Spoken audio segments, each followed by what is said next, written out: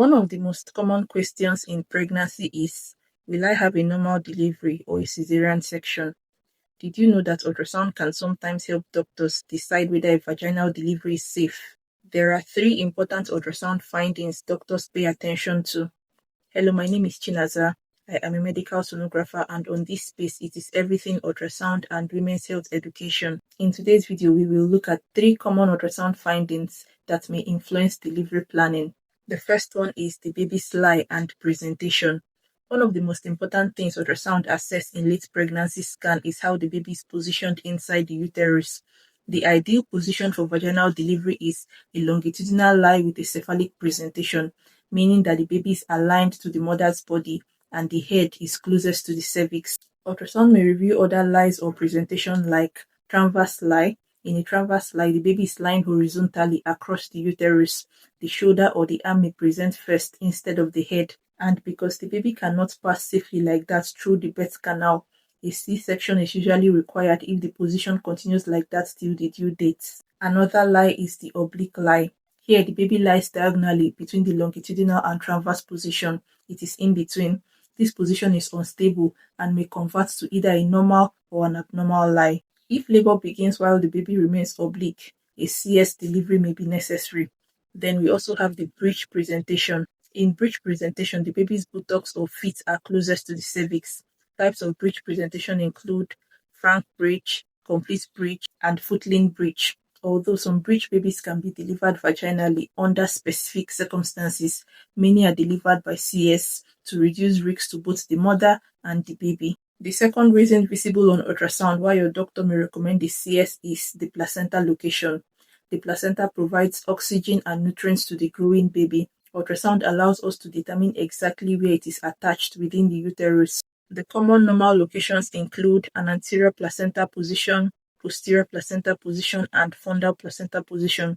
These locations do not affect delivery. However, problems arise when the placenta is located too close or covers the cervix. At the early phase, it is called a low-lying placenta, and if it persists further into the pregnancy, we then call it placenta previa. In low-lying placenta, the placenta is implanted in the lower uterine segment and lies close to the internal cervical os.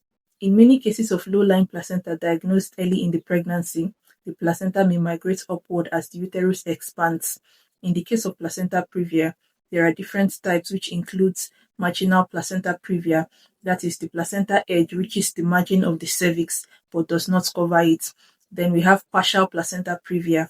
In partial placenta previa, the placenta covers the cervical opening partially, and then we have complete cervical previa. In this case, the placenta completely covers the internal os. When the placenta blocks the birth canal, vaginal delivery becomes dangerous because severe maternal bleeding can occur during labor. Because of this, complete and partial placenta previas are delivered via CS. The third reason visible on ultrasound why your doctor may recommend a CS is the estimated fetal weight. Ultrasound measurements such as the biparietal diameter, that's BPD, the head circumference HC, abdominal circumference AC, and the femur length FL. You usually see these abbreviations in your results. These are just the body parts of the baby, and they are used to calculate an estimated fetal weight. This helps the doctors determine whether the baby is unusually small or unusually large, which is called fetal macrosomia. Macrosomia generally refers to a baby with a birth weight of 4 kg or more. Why does it matter? As the fetal weight increases, the risks of difficult labor, prolonged labor, shoulder dystocia, where the baby's head is delivered but one or more of the shoulders are stuck behind the mother's pelvic bone, birth injuries, and emergency cesarean section also increases.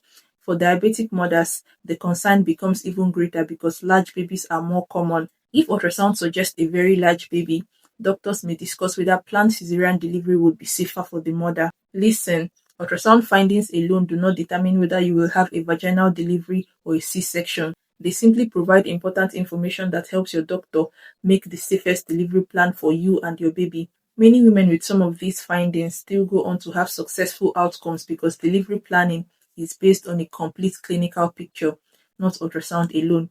However, these findings play an important role and determine whether your doctor will recommend a cesarean section for delivery. If you have any more questions or confusion or experience you would like to share, feel free to drop it in the comment section. Don't forget to like, share, and subscribe, and follow for more simple ultrasound explanations that has been simplified for you.